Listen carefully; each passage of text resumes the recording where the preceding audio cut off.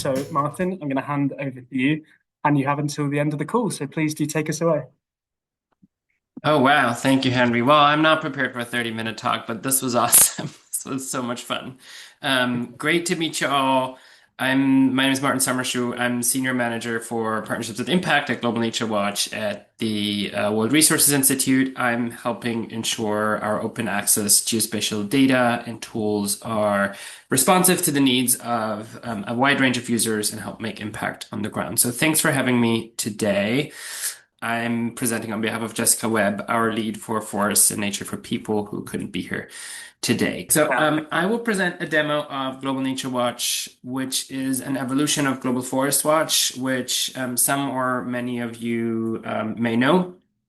Global Forest Watch was a step change in how we're able to monitor forests around the globe with open, globally consistent, regularly updated data. Forest Watch with Global Forest Watch and of course other tools, we were able to show that monitoring works. We've been able to prove it with independent studies. For example, researchers in the Peruvian have compared deforestation across communities in the Peruvian Amazon and found that in communities that use tools like Global Forest Watch, deforestation was lower than in communities that don't to a statistically significant extent.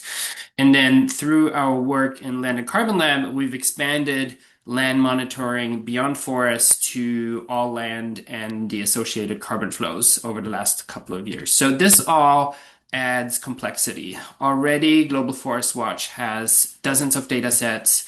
And with this new data coming from Land and Carbon Lab, we were facing the challenge of how to make this accessible and digestible to audiences that are not specialists, may have little to no geospatial knowledge, and don't speak English. And that's where Global Nature Watch comes in. So Global Nature Watch is a chat-based map interface that lets you ask plain language questions about land and forest-related data.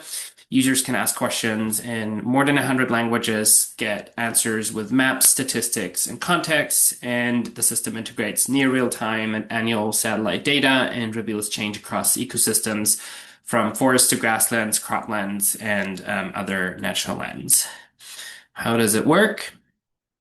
You ask a question, and then a system of AI agents analyzes the intent and accesses an API to retrieve the data needed. An API, which from the last couple of talks, I imagine most of you know what that is. It's an application programming interface. So essentially a way for websites to exchange information. The data that's in the system is for now only data that's from WI, all open access and peer reviewed. The agents then return a response based on the analysis accessed through the API. So what's important here is that the analysis is not done by an AI. It is that the analysis is done through the API that provides a deterministic result with no kind of AI components.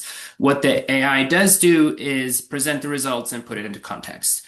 So it will build charts, provide insights into what the numbers mean, what they don't mean, and then return results in the language that the user requested.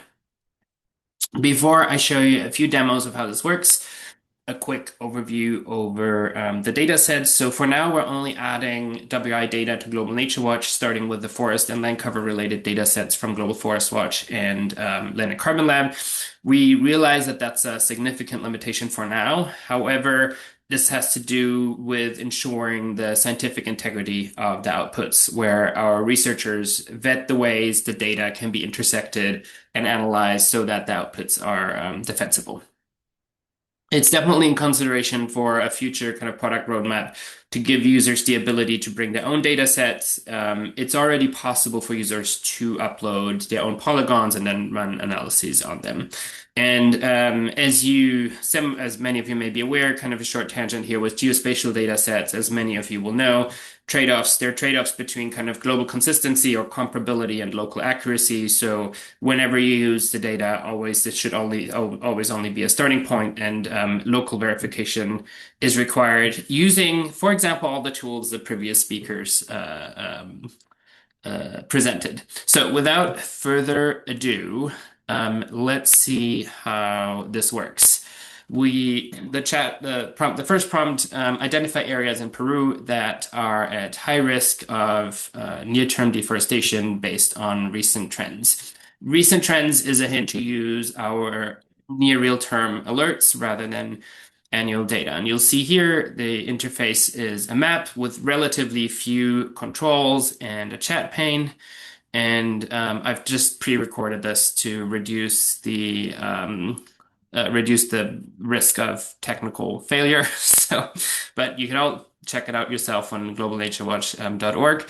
So the system thinks will by itself pick the right data set, and then we'll run an analysis across the departments of Peru. And we'll find the ones with the highest number of disturbance alerts. And in this case, it found out that in Loreto, in the Amazon, was where the highest number of alerts were. It summarizes the findings and gives down here a few caveats on what the alerts are doing and what they're not doing. And then maybe we'll ask it a follow-up questions. For example, my organization wants to invest in protecting biodiversity. Based on this data, which one of the major national parks in Loreto should be prioritized and why? And it will go ahead and find those major national parks, run the analysis, and calculate a result. And let's see what it comes up with. It says that the Sierra del Divisor National Park is recommended, gives a bunch of reasons for that, and provides context when making that recommendation. Again, the analysis here is done through the API, so it's not AI. What's AI is the presentation of the results and the interpretation of and their interpretation. Let's go to another demo, if I can find the right slide. Okay, there we go. What are the long-term deforestation trends in Mato de Dios, and what are the major drivers of loss? So this uses WI data that's more annual.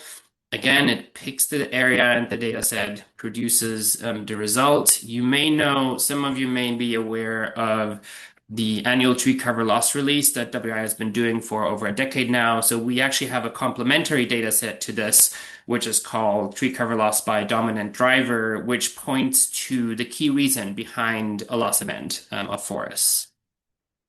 We're working to the same resolution that the tree cover loss release has. Now you see a chart that's produced here. The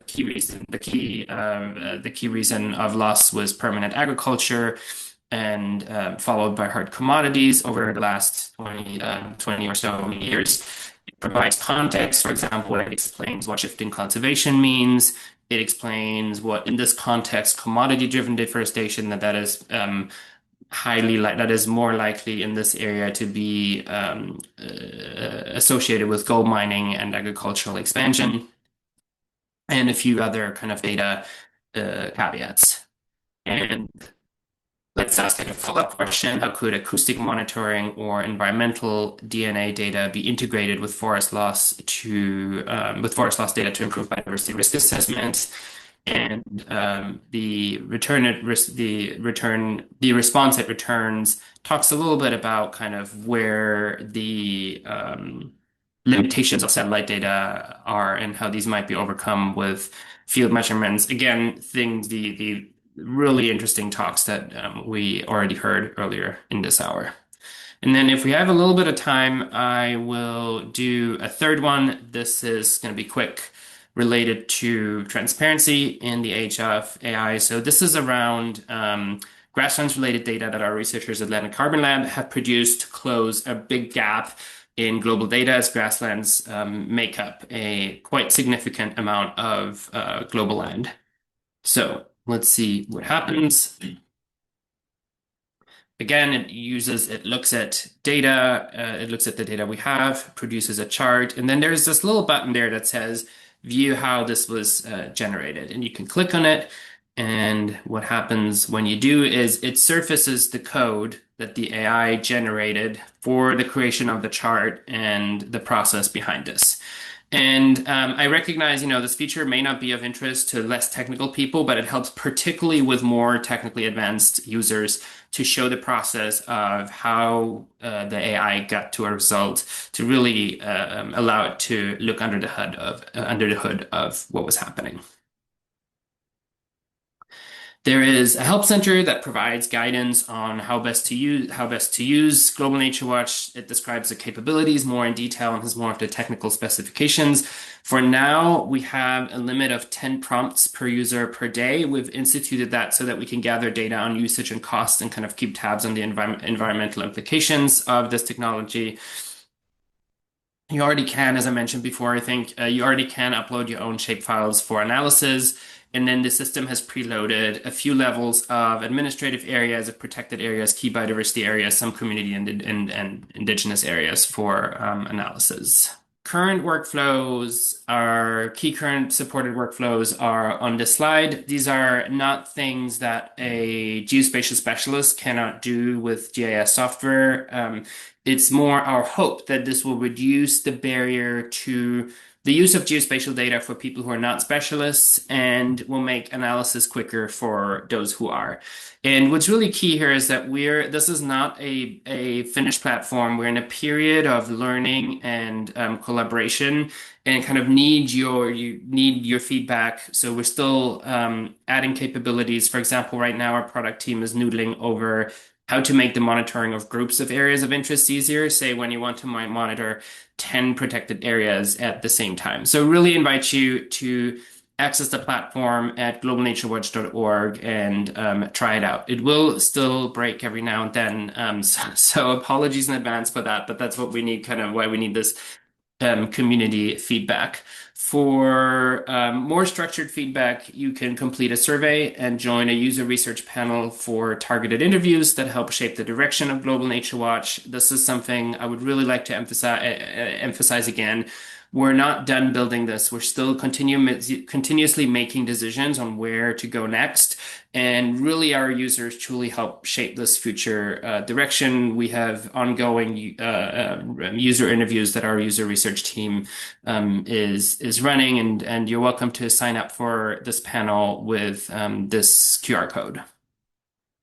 And then, I think before we jump into comments and questions, wanted to share a few initial ways on how this could be useful for the community now that you've seen a few demos. Again, sign up and as you try it out, and as you're working through prompts that might be of interest, think about how this could help your work in the future if some of the kinks are worked out, and if say there's further availability of data sets and additional functionalities as kind of a future state of where we could go. A few angles come to mind. I'm fairly new to this community, and thank you again for having me. So the initial kind of ways that I've thought about are Global Nature Watch already has the drivers of tree cover loss data that points to a likely key reason of a tree cover loss event. Our teams are now also working on the drivers of alerts. So applying the same content from no longer only to annual monitoring, but also to near real-time monitoring, where a loss event shows up a few days after it actually happens when it's picked up by satellites. So stay tuned for that. Somewhat related, Global Nature Watch may provide quicker access to get to those alerts and early warnings for protected area managers. So think, rangers, a chat interface that lets you create your areas of interest quickly for updates since you last checked. So ultimately, the goal is less need for specialists to get involved, or their ability to drill deeper, and more time for folks in the field doing what we all love to do. And to really get there, we're looking for your comments, inputs, and on what would be helpful. And lastly, I'll preview a little bit that we are exploring multimodal approaches that bring together different types of data. So we're starting to work on a project called Amazonia, a new initiative that combines monitoring technologies and data across the Amazon, specifically camera traps, acoustic sensors, and eDNA with satellite data to create ecosystem condition alerts, biodiversity change trends, and ecosystem integrity indicators. And together, we hope this will paint a fuller picture of the state of biodiversity across kind of larger sites and inform decision making. So my mental model here is picking up data that was collected in situ and then help with the help of satellite data, figuring out what's happening in between those sites. This is a very new project, will take a few years, and it's a big consortium effort where WI is just one small piece of a big puzzle, but may be of interest to some folks here. And with that, thank you for your attention and thank you for having me, and looking forward to the conversation. Thank you so much, Martin. Appreciate it. It's such an amazing tool. And yeah, I can just see it's just going to be so practically useful for conservationists just all over the world. So thank you for sharing and thank you for developing it as well, of course. Do you have any questions from the audience for Martin? I didn't see anything come up in the chat, but we've got some minutes now if anyone wanted to, unmute themselves and ask in real time. William, I see you just posted something in the chat. I wonder if you wanted to just ask directly. Yeah, I was just wondering what specifically documentation you're using for your RAG system for the chat interface, I guess, and about the transparency of that information and the openness, really. Yes, they are open. I'm not like so much in the technical weeds. I don't know the exact name of that, but I'll find out. I know we're using Google Gemini Pro as the kind of the public facing system that creates the charts. We do have code on GitHub and all that fun stuff. I'll find you the site where that's I'll throw in the link where that's all listed. Great, thank you. Thank you very much. Martin's highlighted some important potential users: Mossy Earth, Planet Wild, and IUCN. So yeah, maybe Martin, that's helpful for you. I did have a question as well. You might have mentioned it, but I just want to check: is it available in multiple languages at the moment? So can the information that comes out of it, and what languages is it available in? It is available in all the languages that Google Gemini Pro supports. Fantastic. So I am German myself, and what really blew my mind was asking. So it starts in English, but the moment you throw in, say, a question in German or in a different, it picks up on that and will respond. Will immediately return in your question. Will return the response in your language. And what really blew my mind there was like, oh, I can finally explain what I do to my parents. Because I don't have to come up with some clunky translations of complex English terms into German where I'm not really the expert. It's remarkable what we can do now, and the fact that it can even pick up on those sort of like cultural contexts and translate them over as well, I think is just incredible. So yeah, really great. And what we still need to do there is a little bit, and what we've started doing is fine-tuning it per each language, because some terms are fairly politically contested. So, the differentiation between tree cover loss and deforestation. Tree cover loss doesn't always equal deforestation. That's nuance that we will still work on in the major languages. But for example, it will help. Hopefully, it will help kind of decision makers who have to produce and say government officials who just have to produce by default reports in their official languages. Fantastic. And you mentioned one of the things that you mentioned at the moment, you're allowing 10 prompts per user at the moment in sort of this more kind of pilot phase, not really a pilot testing phase.